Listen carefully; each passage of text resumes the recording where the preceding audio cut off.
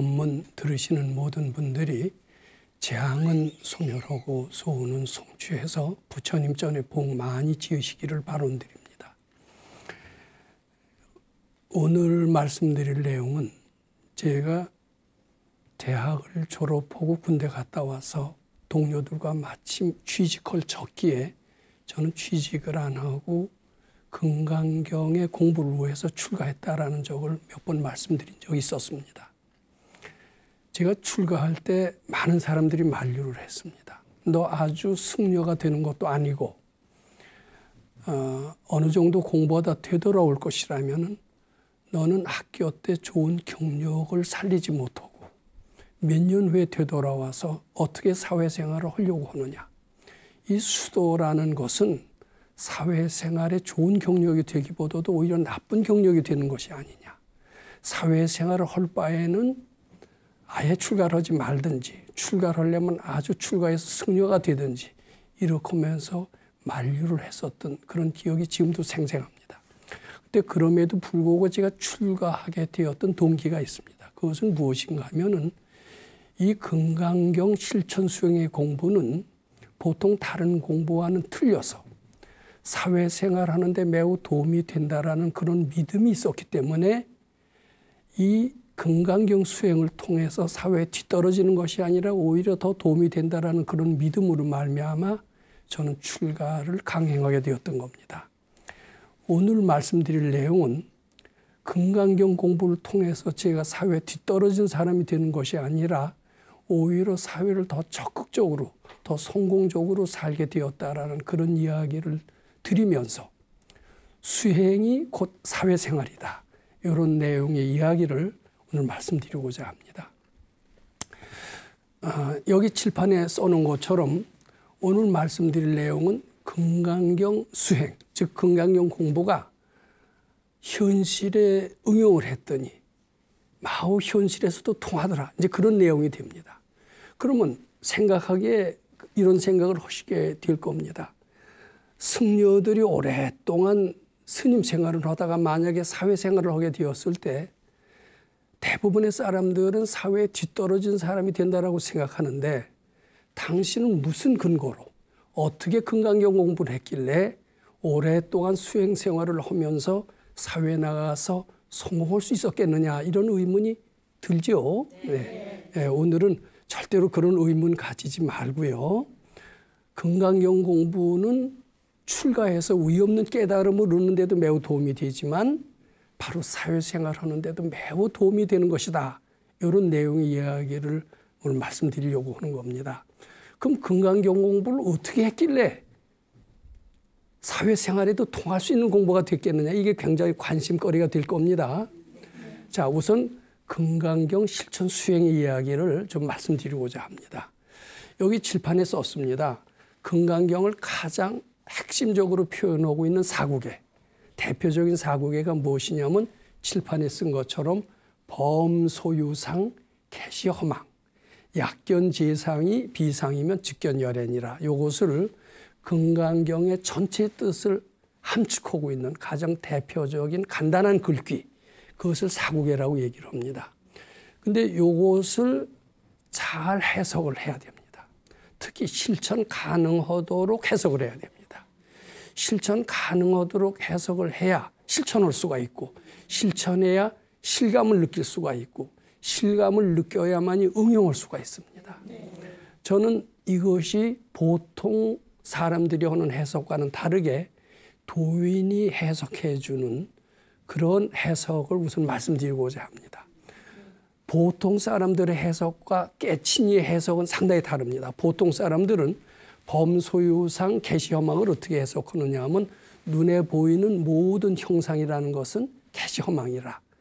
다 허망하다, 무상하다, 영원하지 않다 이렇게 해석을 합니다. 즉 범소유상을 내 마음 밖의 어떤 현상으로 해석을 합니다.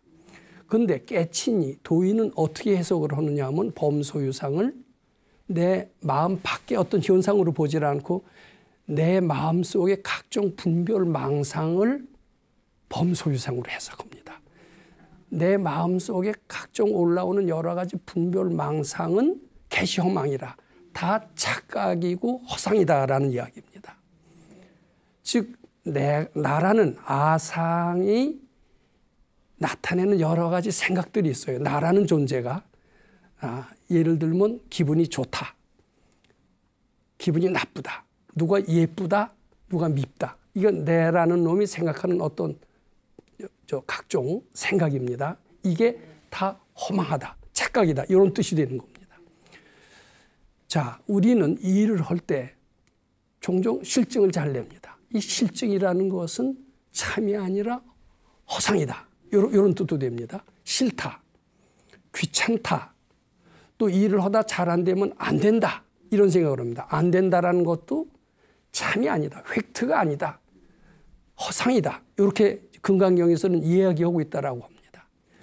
내 마음속에서 올라오는 가지가지의 여러 가지 생각, 판단, 이런 감정들은 우리는 꼭 참이라고 믿고 있습니다. 내 주장은 참 옳다, 내 판단은 꼭 옳다. 정치인들이 어때요? 토론할 때 내 주장이 옳다 그러죠. 정치인들만 뿔었습니까? 학생들도 서로 주장을 하면서 내 주장이 옳다 그럽니다. 교수들도 서로 내 주장이 옳다라고 합니다. 종교인들도 내 종교가 옳다라고 주장합니다. 그러면서 서로 갈등을 일으키고 전쟁을 일으키고 그렇게 합니다. 그런데 여기서 뭐라고 그랬습니까? 범소유상은 계시허망이라는 것은 내 판단, 내 생각, 나의 감정, 이것은 다 틀린 것이다, 이렇게 보라는 겁니다. 이게 누구의 얘기냐면 부처님의 말씀이에요. 근데 저도 참 옳은 걸로 생각했고 제 고집이 굉장히 강했던 사람입니다. 근데 제가 출가해서 금강경 공부를 하면서 도인 밑에서 금강경을 실천을 하는 겁니다. 뭘 실천하냐면 이 사국의 내용을 실천하는 겁니다.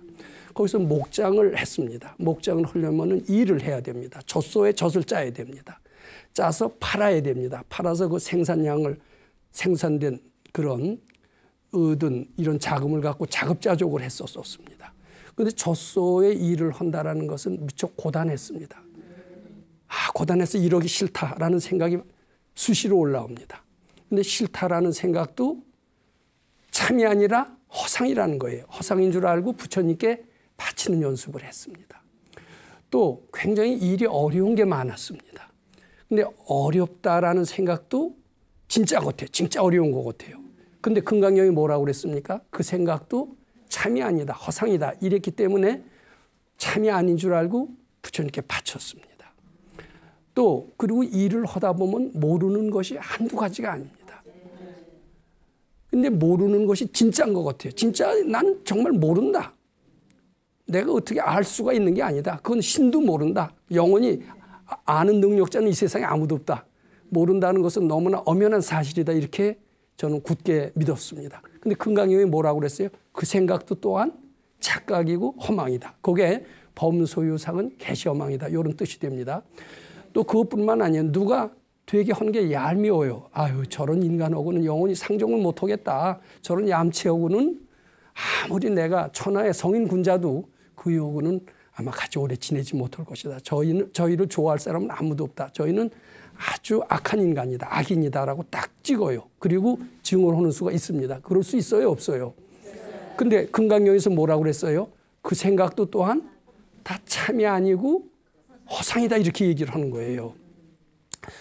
자, 처음에는 제 생각이 꼭 옳은 줄 알고, 옳은 줄 알다 보면 다른 사람하고 충돌이 자연히 빚게 됩니다. 빚게 되는데 이 금강경을 자꾸 읽다 보니까 제 생각을 자꾸 내려놓게 돼요. 부처님께 바치게 돼요. 바치게 되면서 내 주장이 착각이라고 그랬지, 옳지 않다고 그랬지. 어려운 일이 있더라도, 어려운 일이 있어서 포기를 하려고 그럽니다. 포기하려고 해도 어렵다라는 이 생각도 착각이고 허망하다, 이렇게 생각을 하니까 포기를 하지 않게 돼요. 그리고 재도전을 하게 되는 겁니다. 자, 이런 생활을 계속해서 몇 달이고 이렇게 했을 때 내 생각이나 내 주장을 필 마음이 나겠습니까? 안 나겠습니까? 안 나는 정도가 아니라 내 생각이라는 게 이렇게 허망하구나, 이렇게 느껴지면서 안 된다는 생각은 된다는 생각으로 바뀌어지는 것을 봤습니다. 어렵다는 생각은 어렵지 않고 쉽다, 이렇게 바뀌게 됩니다. 근데 그렇게 되더라고요. 왜냐하면 우리 본래 부족한 부처님과 같은 위대한 존재이기 때문에 그게 가능한가 봐요. 그다음에 모른다라는 생각도 진짜 이건 죽었다 해도 이건 모르는 것이지 내 능력으로는 도저히 알 수 있는 범위를 넘는 것이다 이렇게 생각을 했다가도 그 생각이 착각인 줄 알고 자꾸 바치다 보니까 모른다는 생각이 점점 엷어져요. 엷어지면서 본래 아는 어떤 이해감이라고 할지 느낌이 아는 지혜가 조금씩 드러나기 시작하는 겁니다. 자, 이런 과정을 한 1년 하다 보니까 내 생각을 꼭 옳다라고 주장한다라는 것은 얼마나 비현실적인가, 현실을 모르고 함부로 했구나 이 생각을 차츰차츰 하게 되면서 내가 그동안 너무나 철없이 방방 뛰면서 세상을 너무나 방방 뛰면서 제 주장이 최고인 줄 알면서 너무나 무모하게 살았구나 이런 생각이 들게 됐습니다. 참 나는 허점투성이고 못난 그런 사람이고 그리고 부끄럽고 가련한 존재이로구나 이런 느낌이 드는데 그런 느낌이 듦과 동시에 반비례해서 저는 어른스러워지고 철드는 느낌을 점점 가지게 됐던 겁니다. 자, 계속해서 거기서 하는 일이 금강경 실천 수행이었습니다. 알아지더라도 내가 난 철들어진다. 이제 어른스러워진다. 모르는 것을 바쳤더니 알아지더라. 이런 이제 어떤 그 금강경에 대한 보람을 느끼게 되는 수가 있어요. 근데 그 보람을 느끼는 그 생각도 어때요? 착각인 줄 알고 부처님께 바쳐야 된다는 거예요. 보람을 느끼면 나 이제 수행을 해서 나 이제는 괜찮은 존재가 됐다라고 뽐내고도 싶고 이렇게 되겠죠. 근데 뽐내고 싶은 생각도 또한 개시 허망이라 이렇게 된다는 겁니다. 그래서 제 생각을 자꾸 바치게 되면서 두 가지가 느껴집니다. 나라는 것은 참 철없는 존재였구나. 얼마나 못났으면서 이렇게 잘난 척하고 살았을까. 이것이 이제 첫 번째 느껴지고요. 그렇게 느껴지면 질수록 나는 철이 들고 지혜로워진다라는 것을 점점 더 동시에 느끼게 됐습니다. 사람도 고생해야 철든다 이런 이야기를 알죠. 고생을 한다라는 것은 뭐예요? 아상이 죽는다는 뜻입니다. 그리고 내 생각이 허망하다라는 것은 고생해야 알지. 고생하지 않으면 내 주장은 끝까지 옳은 걸로 알고 밀고 나가고 다른 사람하고 부딪히게 될까요? 안 부딪히게 될까요? 부딪히게 되는데 그것이 허망한 줄 알고 자꾸 바치면서 아상이 죽습니다. 아상이 죽으면서 지혜는 점점 더 생기는 이런 느낌을 받았습니다. 자, 그러면 이 생각을 자꾸 바치면 어떻게 될까? 알아줘도 바치고 안 되는 게 된다고 해서 기분이 좋아도 또 바치고 이렇게 자꾸 바치다 보면 나중에는 나라는 것이 뿌리 뽑히게 될 때가 올 것이다 이런 느낌이 들어요, 안 들어요? 그래서 뭐라고 조금이라도 있는 듯 하면 유하는 듯 하면 그것이 착각인 줄 알고 자꾸 바치는 겁니다. 그래서 요거 보세요. 범소유상 개시허망이라. 내 올라오는 모든 생각은 다 착각인 줄 알고 부처님께 바친다 이런 뜻이 됩니다. 그러면 점점 어른스러워지고 철이 난다. 지혜가 난다. 이런 뜻도 됩니다. 그다음에 약견재상이 비상이면 모든 것을 다 바쳐서 나라는 것이 완전히 뿌리가 뽑히면 이런 뜻이 됩니다. 나의 생각의 뿌리까지 다 뽑힌다면 그것이 약견재상이 비상이면 이런 뜻이 됩니다. 즉견열애이라는 것은 나라는 것이 다 뿌리 뽑힌다면 즉견열애. 열애를 본다는 것은 참나를 본다 이런 뜻입니다. 내 속에 있는 참나가 발견이 될 것이다. 이런 뜻이 되는데 어때요? 그럴 것 같아요? 안 그럴 것 같아요? 그럴 것 같죠. 왜냐하면 범소유상은 바로 아상입니다. 내라는 놈입니다. 가짜 나입니다. 가짜 나가 참나를 지배하고 있었어요. 가짜 나의 빙의도 있었어요. 빙의도 있어서 참나는 어때요? 부처님과 똑같은 전지전능한 능력을 참나라고 그럽니다. 우리도 언젠가는 부처님과 똑같이 참나의 존재로서 살면서 전지전능했던 그 어떤 때가 있었을 겁니다. 근데 언젠가 헷가닥했어요. 그래서 가짜 나에 의해서 지배를 받고 빙의를 받았고 그때부터 고달픔이 시작됐던 겁니다. 불행해졌고 고달퍼졌고 무지해졌고 무능해졌던 겁니다. 그럼 우리 옛날에 부처님의 세계로 다시 돌아가야 되는 게 우리의 임무일까요? 아닐까요? 임무죠. 그 금강경에서는 뭐라고 그러냐면 다시 부처님 세계로 돌아가기 위해서는 어떻게 해야 되느냐?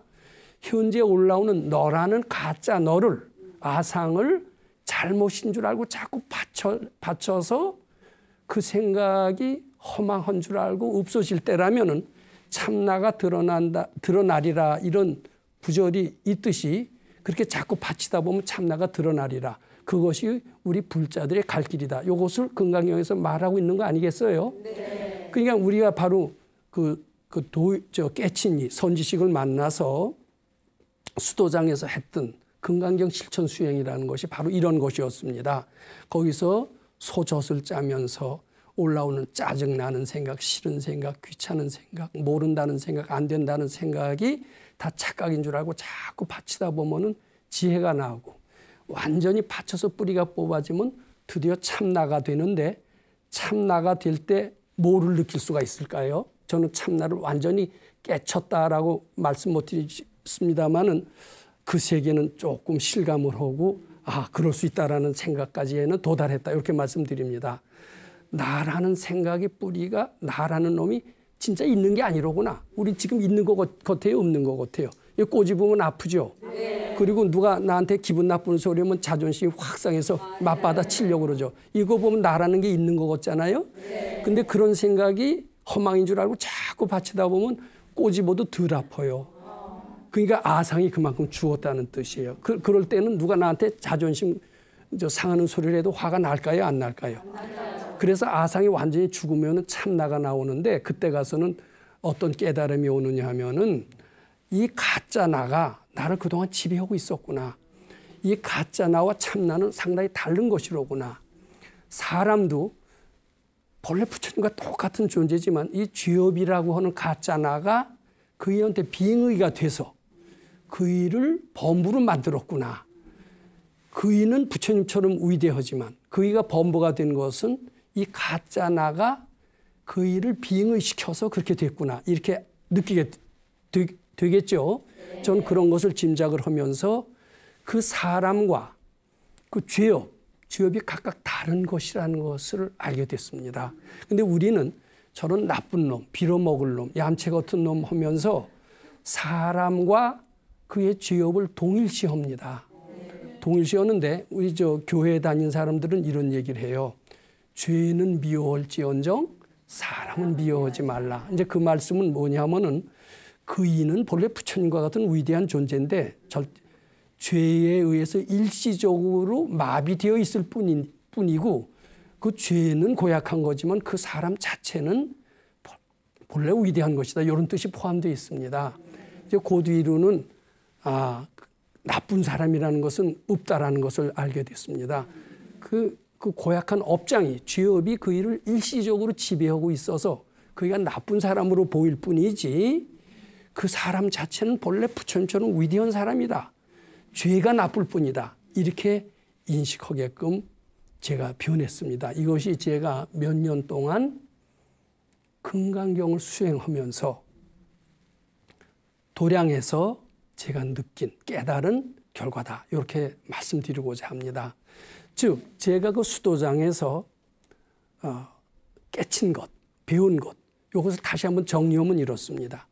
그전에는 미운 거 좋은 거, 안 되는 거 싫은 거, 모르는 거 이런 것들이 정말 있는 거로 알았어요. 고달픈 거 정말 있는 것 같아요. 고달플 땐 정말 고달픔이 있다.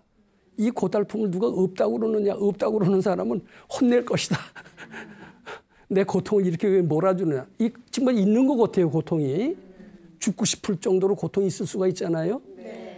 근데 거기서 몇 년 있다 보니까 고통이라는 것도 착각으로 그렇게 된 거고 안 된다는 것도 착각으로 그렇게 된 거고 귀찮고 싫다라는 것도 정말이 아니로구나 이런 느낌이 듭니다.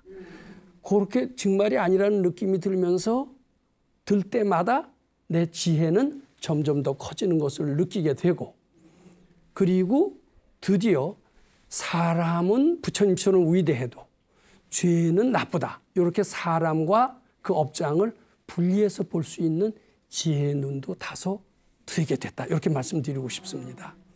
자, 이런 제가 상당히 성숙된 그런 가르침을 제 몸속에서 느끼면서 몇 년 동안의 수도 생활을 마치고 사회 나갔습니다. 저는 만일 그런 금강경의 체험을 가지고 사회생활을 했을 때 사회생활이 잘 될까 안 될까? 왜냐하면 화낼까요 안 낼까요? 그한테는 안 된다는 생각이 아무래도 적을까요 안 적을까요? 적죠. 그리고 사람을 부처님처럼 볼 수 있는 안목이 생기니까 화낼 일이 많을까요 적을까요? 적지 않겠어요? 이건 분명히 봐도 사회생활을 하는데 도움이 될 것은 분명하다고 느낍니다. 저 마음은 상당히 편안해졌어요. 그중에 삐죽삐죽하고 화도 잘 냈고 안 되는 게 그렇게 많았고 모르는 것도 많았고 짜증나는 것도 많았는데 그런 것들이 다 허망하다라고 느끼면서, 왜냐하면 금강경에 그렇게 써 있으니까 저는 상당히 편안해졌습니다. 그리고 사회생활도 잘 할 수 있을 것 같은 그런 생각도 했습니다. 근데 나는 그런 생각을 했어도 주위에서 그렇게 인정을 해줄까요 안 해줄까요? 주위 사람 보기에는 저거는 좋은 대학 나와서 좋은 자격을 가지고 있었지만 산속에 가서 몇 년 동안 수도했기 때문에 그 좋은 자격은 다 까먹었을 것이다. 저것은 지금 실력도 아무것도 없을 것이다. 영어도 못할 것이고 전공도 못할 것이다. 당연히 아무것도 해내지 못할 것이다. 이렇게 생각할 수밖에 없겠죠. 그래서 밖에 나와서 몇 년 동안 수도하고 나와서 보니까 취직이 돼요 안 돼요? 취직이 안 돼요. 그럼 다른 사람들이 그럽니다. 저 좋은 대학 나와서 쟤 이제 끝났다. 역시 수도하는 사람은 수도의 길로 가야지. 수도를 하고 나서 사회생활을 잘하려고 한다는 게 언감생심 말이 안 된다. 이런 생각을 하고, 이것은 나쁜 생각일까요? 설사 수도를 많이 했다는 스님들조차 그런 생각을 할 수 있을까요? 스님들조차도 그런 생각을 할 것 같아요. 왜냐하면 스님들이 많이 그런 생각을 안 한다면 어떻게 말씀하시냐면 스님 생활은 사회 나가서 도움이 된다 이렇게 얘기할 수 있어야 되겠죠. 근데 스님들이 그런 얘기 하시는 분 들어봤어요? 안 들어봤어요? 못 들어본 걸 보면 스님들도 수도가 사회 생활에 도움이 된다 이렇게 자신 있게 말씀하실 분은 아마 드물지 않을까 이렇게 생각을 합니다. 저는 취직이 안 되는 이런 굉장히 고달픈 생각을 좀 한 적이 있었습니다. 그때 저는 여러 가지 실망스러운 생각도 들었습니다만은 그 실망스러운 생각도 역시 착각이고 본래 없는 것이다. 내가 아직 준비가 덜 됐구나 하면서 부지런히 금강경 공부를 지속해서 했습니다. 제가 처음으로 사회생활을 시작한 것은 언제냐 하면은 대학 졸업하고 군대 갔다 왔을 때가 1965년입니다. 그동안 한 10년은 수도하느라고 몇 년, 또 그리고 백수 건달로 또 뭐 1년, 또 그리고 부지런히 복 지으면서 마음을 닦으면서 또 몇 년, 11년을 완전히 세상 사람이 보기에는 허송 생활을 하면서 지냈다가 처음으로 사회생활을 한 것이 대학 졸업하고 군대 갔다 와서 11년 만인 1976년에 처음으로 대학원 입학하면서 사회생활을 촉발을 들이게 됐습니다. 자, 11년 만에 대학원 생활을 처음으로 했으니까 대학원 졸업하면 뭐 취직이나 될까? 뭐 경력이 중간에 빈 공백이 너무나 많으니까 이 사람은 그저 대학원 석사 하나 얻었다는 것으로서 만족하고 그것으로 끝나지 않을까 하는 것이 주위 대부분의 사람들의 생각이었습니다. 자, 근데 제가 어떻게 변했나 한번 좀 잘 들어보세요. 그리고 금강경 공부가 얼마나 위대한 것을 제 말씀드리는 과정을 통해서 좀 실감나게 이해하시게 될 거고, 따라서 금강경 공부는 한번 해볼 만한 것이다. 이런 느낌도 아마 드시게 되시지 않을까 싶습니다. 저는 참 어렵게 뒤늦게 군대 갔다 와서 11년 만에 처음으로 대학원 공부를 시작을 했습니다. 저는 고등학교 때부터 책을 보는데 매우 열심히 하려고 했었습니다. 왜냐하면 그때도 입시 지옥이었고 좋은 대학 가려고 서로 치열한 경쟁을 했었고 대학에 들어와서도 굉장히 공부하는 분위기들이 아주 그 학생들 간에 아주 상당히 그 학생은 공부해야 된다 이런 인식들이 있어서 열심히 공부하는 분위기였습니다. 공부를 열심히 하지만은 하는 척했지만 속으로 공부는 싫어했어요. 고등학교 때 대학 입학만 하면 나는 아주 마음껏 놀러 다닐 것이다. 대학을 입학을 했어요. 근데 놀러 다니려니 돈도 없어요. 놀 수도 없고요. 그러면 이제 마음속에서 공부라는 건 지겨운 것이다. 그런 생각을 늘 가지고 있었습니다. 대학 가서 좀 놀고 싶었지만은 돈도 없지만 거기서도 또 공부를 해야 돼요. 학점을 잘 따야 취직도 잘 되지 않겠어요? 그러니까 저는 공부에 대해서는 마지못해서 안 할 수 없어서 했지, 공부라는 거 좋아하는 사람 어디 있나? 공부라는 건 본래 사람들이 다 싫어하는 것이라는 인식이 딱 두뇌에 박혀 있습니다. 그것은 과거에 저도 그랬지만 요새 누가 물어봐도 공부 좋아하는 사람 있나? 할 수 없어서 하지, 이런 인식을 다 가지고 있었습니다. 근데 제가 수도장에 가서 뭘 배웠느냐 하면 싫다는 것, 뭐 하는 게 짜증이 난다라는 것도 뭐예요? 착각이고 본래 없다라는 것을 배웠다라고 말씀을 드렸죠. 바로 그게 금강경 실천이다 이렇게 말씀을 드렸습니다. 그러고 나서 대학원에 들어가서 오니까 공부가 그렇게 재밌을 수가 없어요. 재밌게 하니까 억지로 하는 사람보다 실력이 더 뛰어날까요? 안 뛰어날까요? 그뿐만 아니라 그전에는 학교 다녀도요, 고등학교 때도 물론 선생님을 어려워했지만은 절대로 존경한 적은 별로 없었던 것 같습니다. 대학에 와서도 대학 교수님 훌륭하고 높게 비기는 했어도 그렇게 존경하지는 않았거든요. 근데 옛말에 군사부 일체라는 말이 있습니다. 임금과 아버지와 스승은 다 똑같이 받들어야 될 아주 삼위일체적인 위대한 존재다, 이런 이야기를 그 전에 옛말에 듣긴 들었지만 요새 스승다운 스승이 어디 있느냐 하면서 대학 다닐 때도 교수님을 그렇게 존경했던 것 같지가 않아요. 근데 제가 수도 생활을 하면서 다른 사람을 다 부처님처럼 보는 연습을 했습니다. 왜냐하면 그 전에 나쁜 놈, 시원찮은 놈, 얌체 같은 놈 이랬는데 그 죄와 사람이 틀리다라는 것을 인식하게 되고 사람을 존중하게 되고, 특히 나를 가르쳐 주시는 선지식은 대단히 훌륭한 사람으로 봤기 때문에 스승에 대한 공경심은 아주 잘 키워갖고 나왔던 겁니다. 이게 대학원 공부할 때 공부가 재밌죠. 그리고 어때요? 또 스승은 부처님처럼 보죠. 그러니까 스승이 나를 예뻐할까요? 안 예뻐할까요? 게다가 성적도 좋았어요. 그러니까 대학원 졸업하자마자 취직도 또 됐어요. 대학 교수는 아니지만은 뭐 하여튼 선생 노릇을 하게 됐습니다. 자, 그러면서 저는 공부에 대한 취미가 붙었기 때문에 더 공부를 하기 위해서 석사를 마치고 박사 과정에 들어갔던 겁니다. 저희 대학 다닐 때만 하더라도요, 박사 선생님이 아주 드물었습니다. 교수님들 중에서 박사는 아주 드물었습니다. 그나마 박사도 일제시대 때 일본 대학에서 했던 박사였던 것 같습니다. 그래서 사실은 박사라고 그러면 하늘같이 높게 존경을 했었던 시절이었었어요. 우리 대학 다닐 때는 박사 교수님이 아주 드물었기 때문에. 근데 이제 11년 지나서 대학원에 와서 보니까 일본 박사는 죽고 다 미국에서 좋은 대학에서 박사를 한 기라성 같은 교수님들도 꽉 차서 강의를 하는 거예요. 그러니 선생님이 얼마나 높게 보이겠어요. 참 대단하신 미국 박사님. 그러면서 나는 이런 분 밑에서 공부하는 것을 무한한 영광으로 생각한다. 이제 이런 생각을 했던 겁니다. 이제 박사 과정에 들어가서 그때는 학점이 문제가 아닙니다. 본격적으로 연구를 하는 거예요. 연구를 하는데 제가 참 건방지게 공부에 재미도 붙으니까 그 전에 기라성 같은 학자들도 해결하지 못한 어려운 테마가 있었어요. 그걸 제가 한번 해보겠다라고 우리 지도 교수님한테 제안을 했습니다. 왜냐하면은 저희는 모른다는 생각도 착각인 줄 알고 자꾸 바치게 되면은 결국은 지혜가 나서 알 수 있으리라는 그런 희망을 가졌기 때문에 천하의 기라성 같은 학자들이 해결하지 못하는 난제라 하더라도 테마를 잡아서 연구를 한다면은 실현 가능성은 있지 않을까, 이런 막연한 희망을 가졌던 겁니다. 더군다나 우리 지도 교수는 미국에서 박사를 한 수재 교수였습니다.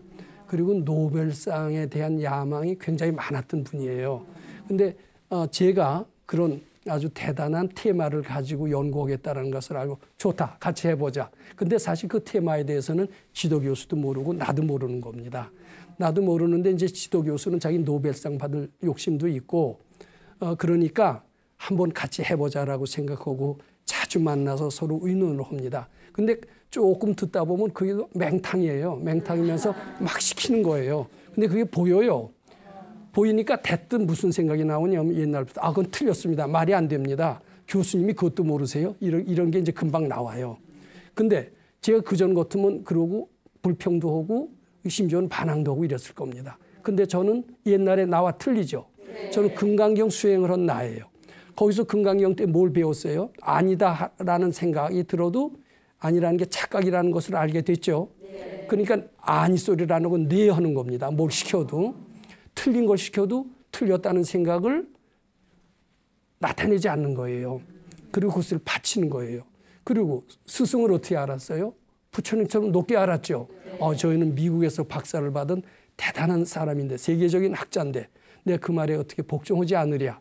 그러면서 그의 말을 절대로 네 하고 복종하면서 그 일을 기쁘게 해드리기 위해서 더 연구를 열심히 해서 그이가 기뻐하는 소식을 전해주려고 그렇게 노력을 했습니다.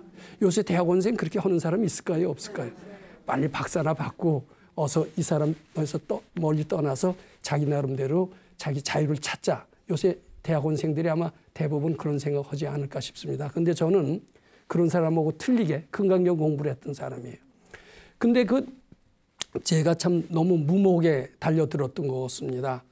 그것은 과거에 기라성 같은 미국의 대학자들도 전혀 손을 못 댔던 건데 그걸 갖다 풀려고 제가 덤벼들었던 거예요. 그러니까 모를 것이 너무나 많은 거예요.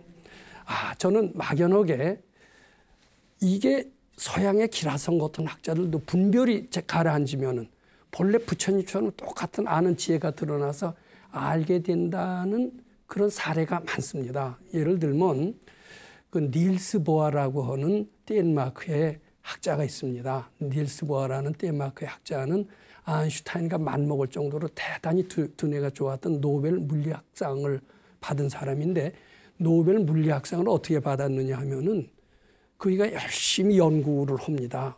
원자 구조에 대해서 열심히 연구를 합니다. 연구를 열심히 하다 보니까 풀리질 않아요. 그 굉장히 자연의 비밀이 이렇게 쉽게 풀리겠어요? 원자 분자라는 게 눈에 보여요? 안 보여요? 안 보이는 것을 갖다가 추측으로 하려니까 그 본 사람이 없잖아요. 그러니까 그 구조를 밝혀낸다는 것은 거의 불가능한 겁니다.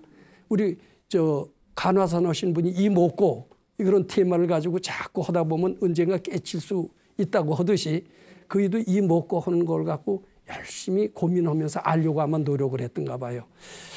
열심히 고민을 하는데 그게 인력으로 안 되는데 어느 날 꿈을 꿨어요. 꿈이라는 게 뭐예요?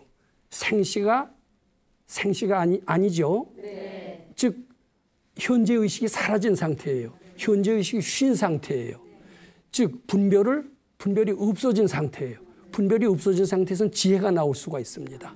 이 꿈을 통해서 위대한 진리를 발견한 사례가 동서양을 너무나 많습니다. 근데 닐스 보아가 꿈속에 딱 봤더니 자기가 생각했던 원자가 마치 태양을 중심으로 도는 그 위성이 있잖아요. 수성, 금성, 지구, 명왕성, 토왕성 같이 그게 꿈에 딱 나타나는 거예요. 그래서 원자 구조도 이렇게 설명하면 될 것이다. 그 생각을 딱 했던 겁니다. 이게 결국은 그런 원자 모델을 만들어서 그걸로 노벨상을 탔습니다. 자, 저는 거기에 착안을 얻었습니다. 내 분별만 쉬면 모르는 것도 또 알 수 있게 될 것이다. 저는 꿈을 통해서도 알아질 것이다. 이런 생각을 가지고 그 난해한 문제에 자꾸 도전을 한 겁니다. 자, 근데 꿈을 통해서 알아졌던 너무나 위대했던 신뢰가 또 하나 있습니다. 일로 전쟁 때 일본 전쟁 영웅이 도고제독인데 도고제독 밑에 아주 혁혁한 공을 세운 사람이 있어요. 그게 꿈을 통해서 러시아 함대가 오는 것을 봅니다. 저 그 기록이 하도 재밌어서 여기 가서 읽어드리고 싶어서 이 원고를 가져왔습니다. 그 아키야마라고 하는 도고제독 밑에 있는 장군이 이제 꿈을 꿨어요. 어떻게 하면 러시아 함대를 격파시킬까. 이게 꿈을 꾸다가 꿈을 딱 이제 그 무렵 일본 함대 근거지는 조선의 진해에 두고 적의 접근을 조마조마하게 기다리면서 적의 함대가 쓰시마, 지금 대마도입니다.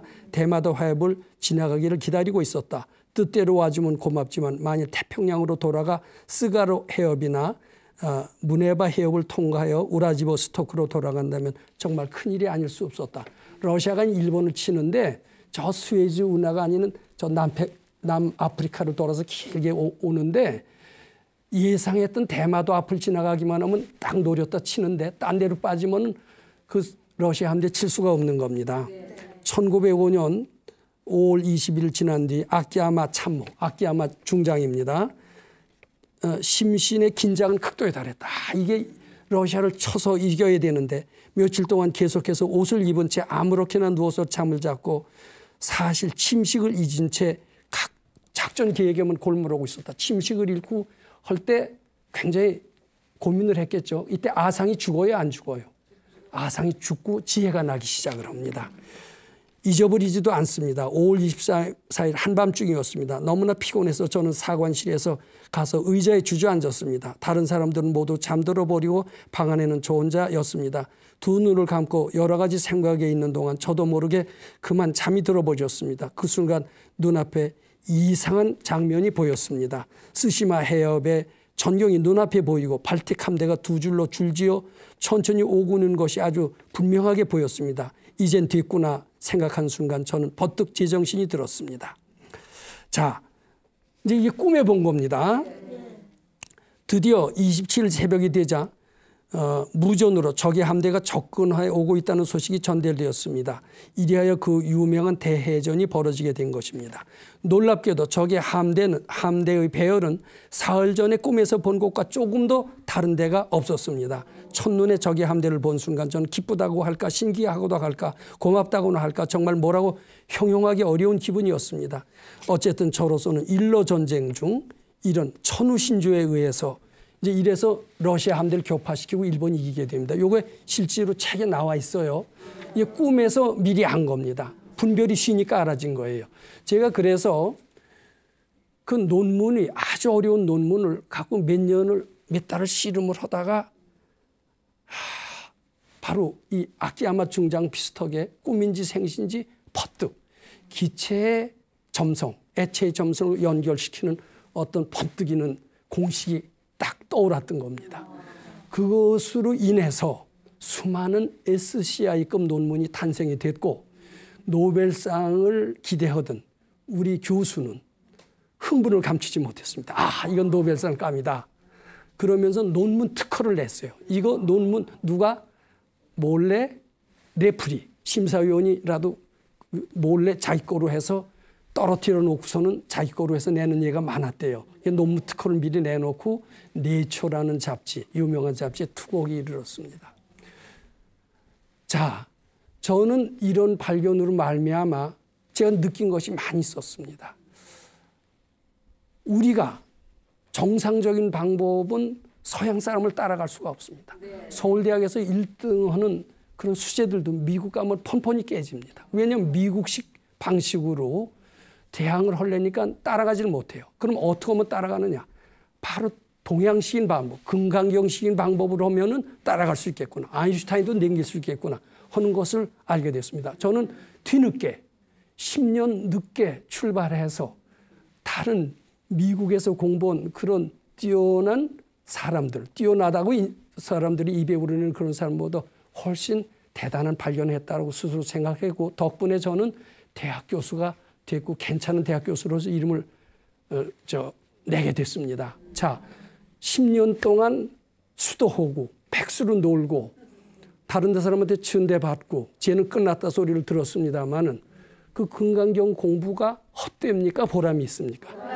저는 무직에서 백수 건달에서 대학 교수라는 좋은 직업을 얻게 됐습니다. 그것은 순전히 무엇의 덕분입니까? 금강경 공부의 덕분이고 이 금강경 공부의 덕분으로서 실력 있는 학자도 됐지만 동시에 인격을 갖춘 학자도 됐다라고 할 수가 있죠. 근데 제가 예전에 인격이 있지도 않았거든요. 실력도 있지도 않았거든요. 근데 그것이 뭐 때문에 그렇게 됐어요? 그리고 정상적인 방법으로 했다면 제가 유학 가는 식으로 해서 했다면 그것도 어려운 일이지만 갔다 와서도 이 많은 발견을 저는 못했을 거로 합니다. 저는 이 방법으로 건강경 방법으로 했더니 자연의 비밀이 하나하나 밝혀지는 거예요. 저는 감히 이렇게 생각하게 됐습니다. 건강경식으로 공부해봐라. 사회생활을 유능하게 할 수 있다. 먹고 사는 문제도 다 해결될 수 있다. 이것은 불교계에서 대단히 반가운 소식일까요? 아닐까요?